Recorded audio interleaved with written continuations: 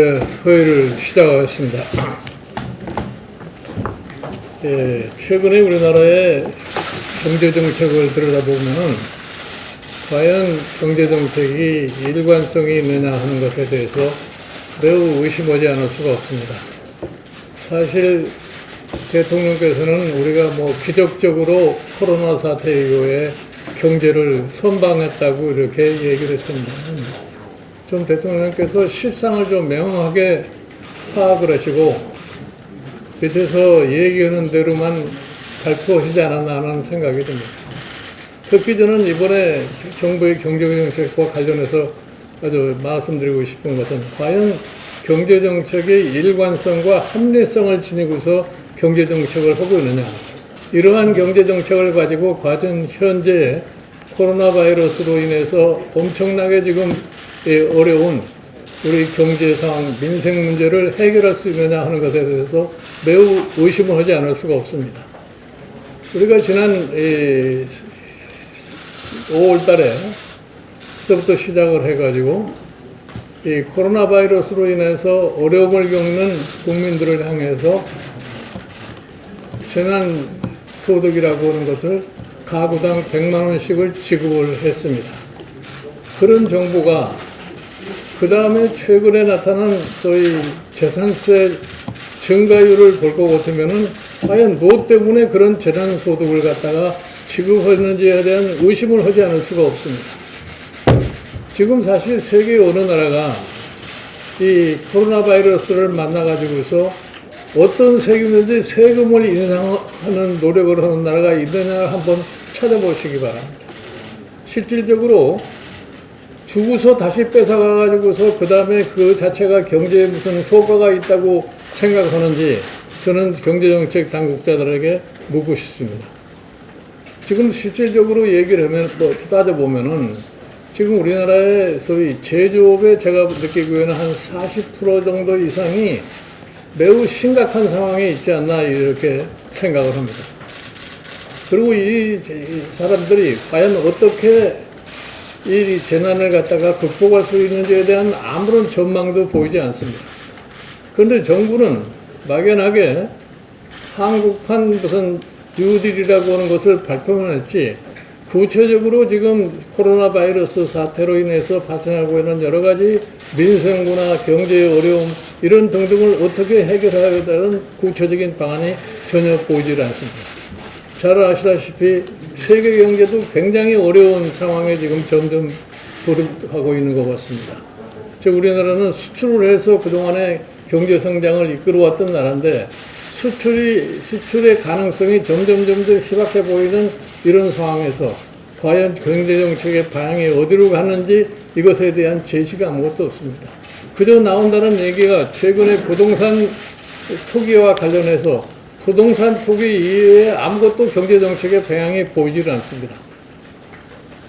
최근에 우리나라의 소위 출생률을 볼 것 같으면 과거에 비해서 한 5배 정도로 출생률이 이 노무현 정부, 문재인 정부에 들어와 가지고서 줄었다고 생각합니다. 결혼하는 사람들도 숫자가 2배 이상 줄어들었습니다. 이렇게 해가지고 과연 대한민국의 미래가 어떻게 될지 한번 생각들을 해보셨는지 모르겠습니다. 저는 경제정책 방향이라는 것이 현재의 코로나 사태를 갖다가 극복하는 데 있어서 어떻게 이거를 극복할 것인지 하는 데는 구체적인 방안이 전혀 보이질 않습니다. 정부는 이 경제정책과 관련해서 보다 심도 있게 노력을 해주길 갖다가 바라고 최근에 벌어지고 있는 부동산 이 투기 사태가 어그저께 지금 참 파행을 거듭하면서 만들어낸 부동산 소위 법을 가지고서 과연 이것이 성공할 수 있을 것인지 여기에 대해서 심각하게 생각을 해주기를 갖다가 당부를 드립니다. 그리고 최근에 벌어지고 있는 각종 사례, 엊그저께 검찰에서 일어나는 소위 추태, 최근에 국회에서 벌어지고 있는 이 비민주적인 행태, 이러한 것들이 대한민국의 민주주의 발전에 어떠한 영향을 미칠 것인지 한번 냉정하게 생각을 해야 될 것 같습니다. 저는 늘 얘기를 합니다. 최근에 선출된 권력이 민주주의를 파괴하는 신뢰가 많습니다. 그거를 지금 이 문재인 정부가 답습하지 않나 이렇게 생각합니다. 지금 우리 각 사회 여러 분야에서 파열음이 아주 요란하게 들리고 있습니다. 그러나 그거를 총괄해야 할 대통령께서는 아무 말도 않고 지금 계시고 있는데, 대통령께서 보다 나은 소위 통찰력을 가지시고 지금 우리 사회에서 진행되고 있는 각종 사례에 대한 대통령의 입장을 갖다가 좀 분명하게 밝혀주시기를 바랍니다. 더불어민주당의 더티 플레이가 참 눈뜨고 볼 수 없는 목불인견 상황입니다. 청와대 하명을 수행하기 위해서 거대 여당의 다수의 힘으로 부동산 관련법 또 공수처 후속법을 상임위에서 제1야당을 패싱하고 법안 소위의 회부조차 하지 않고 속전속결로 의결을 했습니다. 과정을 살펴보면 제1야당과 형식적인 협의조차도 없이 국회법과 관행을 철저히 무시한 상태로 밀어붙였습니다. 청와대 하명을 조기 완수하기 위해서 내용은 따져보지도 않고 마치 경쟁이나 하듯 상임위별로 청와대 이중대로서 거수기 통법부 역할을 충실히 했습니다. 오늘 본회의에서 의결을 강행할 그런 기세입니다. 이렇게 국민과 야당을 무시하고 끝까지 외면한 더불어민주당의 폭정을 역사가 철저히 기억할 것입니다. 하명 복권은 이뿐만이 아닙니다. 정권의 눈밖에 난 것들, 또 거추장스러운 것은 모조리 가둬치우겠다는 그런 일념하에 국정을 파탄으로 몰아가고 있습니다. 정권 실세를 수사한 죄 때문에 검찰총장의 권한을 뺏는 입법을 검찰개혁이 권고안으로 포장해 하고 있습니다. 검찰 수장의 권한을 박탈하는 것이 마치 검찰 개혁이라는 이해하기 어려운 아주 뻔뻔스러운 짓을 하고 있습니다. 감사원장이 이 정권에서 추진하고 있는 탈원전을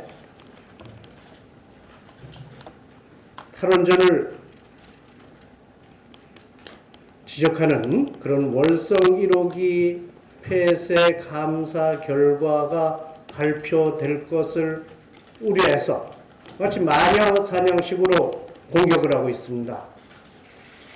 이와 같이 내 편이 아니면 적이라는 분열적 사고가 대한민국의 시계를 거꾸로 돌리고 있습니다. 더불어민주당에게 경고합니다. 대통령이 아닌 국민을 바라보고 의정활동하십시오. 역사에 죄를 지어서는 안 됩니다. 악법 강행을 당장 멈추시기 바랍니다.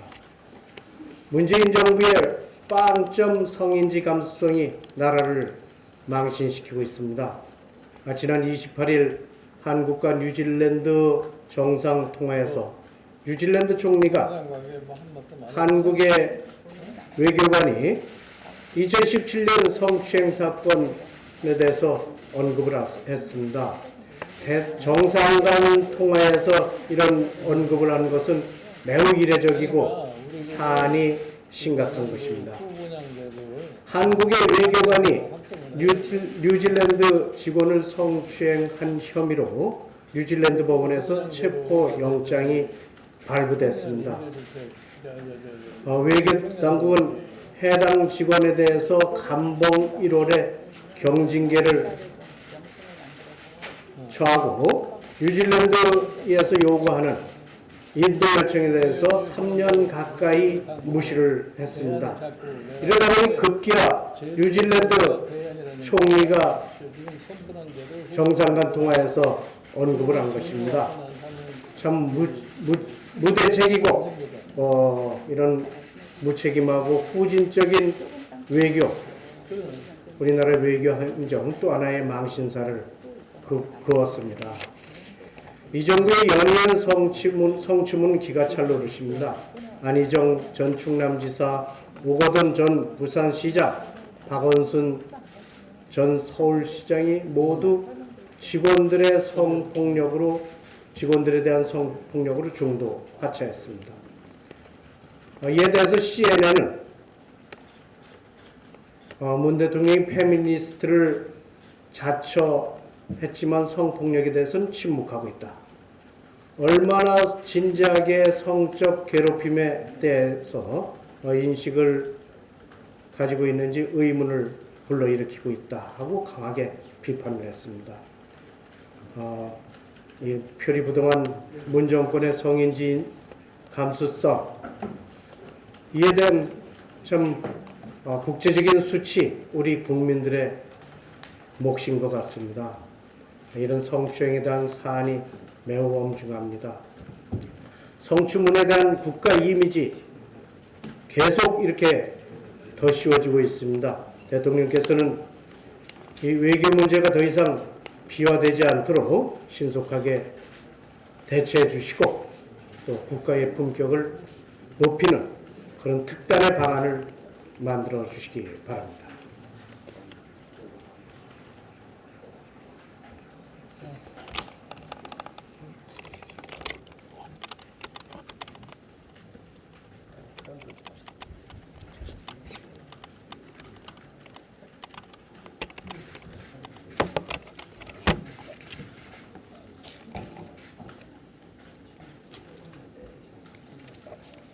얼마 전에 검찰 수사심의위원회에서 한동훈 검사장에 대해 수사를 중단하고 재판에 넘기지 말라는 권고 결정을 내린 바 있습니다.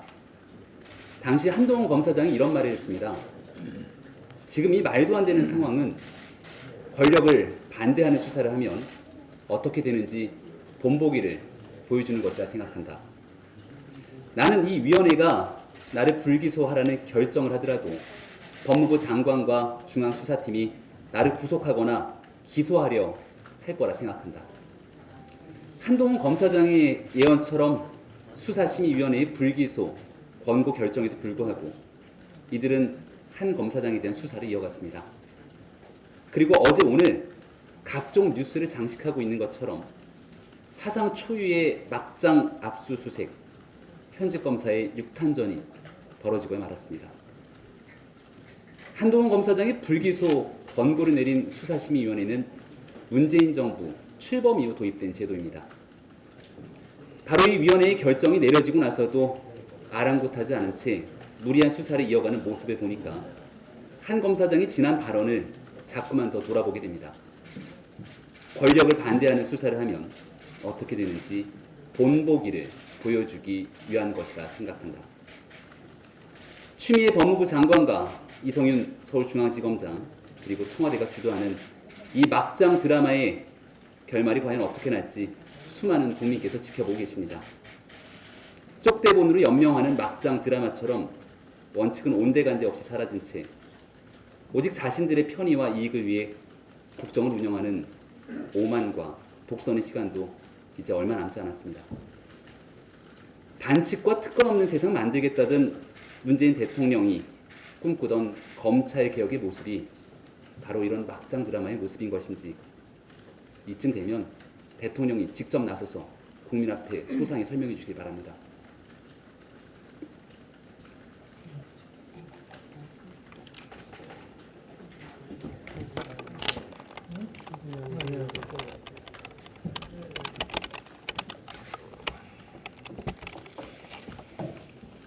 문재인 대통령이 지난 16일 국회 연설에서 최고의 민생 과제는 부동산 대책이며 입법으로 뒷받침해주지 않으면 정부 대책은 반쪽짜리라고 말하자 민주당은 행정부 견제라는 국회의 존재 이유를 망각한 채 대통령의 하명 이행에 전력을 다하고 있습니다.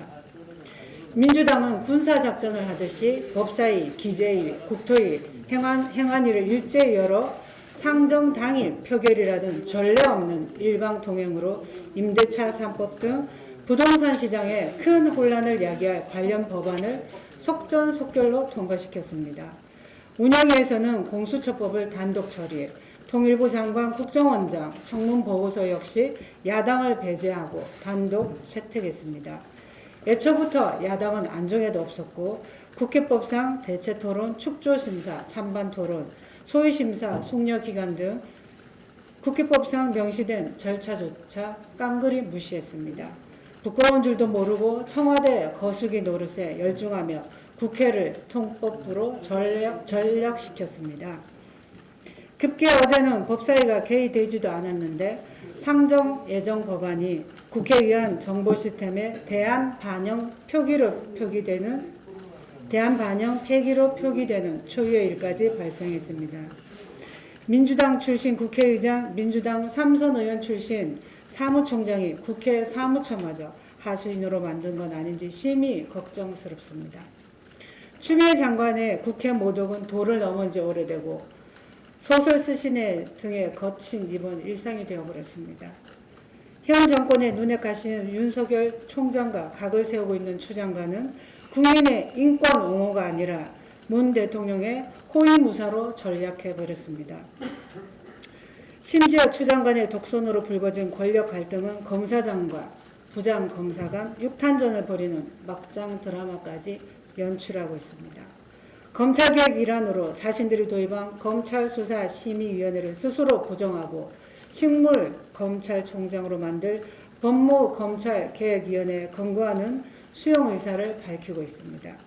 법을 권력의 도구로 삼아 자신들의 재집권에 유리한 환경을 조성하고 있고 법위에선 청와대가 초법, 불법, 무법적 행태로 법치를 무너뜨리고 민주당은 거수기가 되어 자유민주주의를 훼손하며 한 번도 경험해 보지 못한 문재인 1인 인치의 시대를 질주하고 있습니다.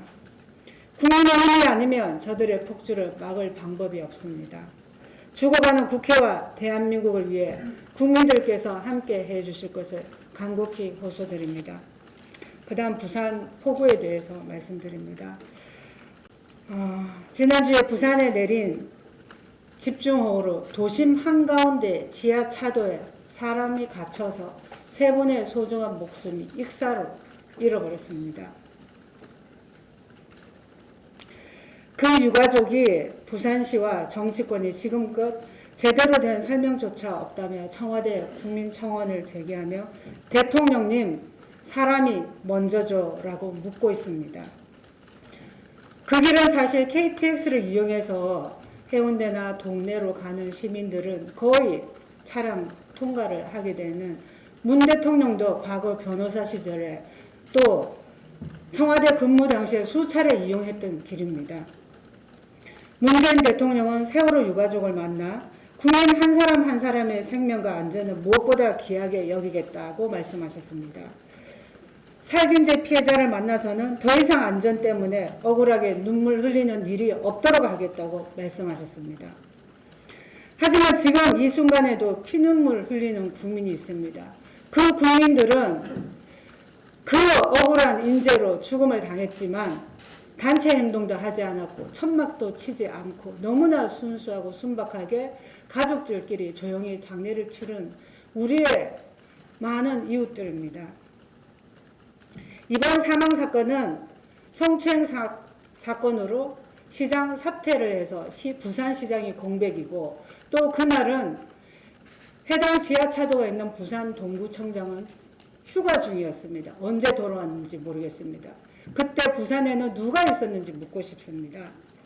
정부가 상습 침수 구역에 대한 철저한 원인 분석과 대책을 세우고 신속한 피해 복구 및 재발 방지를 위한 모든 노력을 부디 말이 아닌 실천으로 보여주시기 바랍니다. 마지막으로 피해 집계가 종결되는 대로 피해 입은 시민에게 실질적인 도움이 되도록 부산을 특별 재난 지역으로 선포해 주실 것을 다시 한번 강력히 촉구합니다.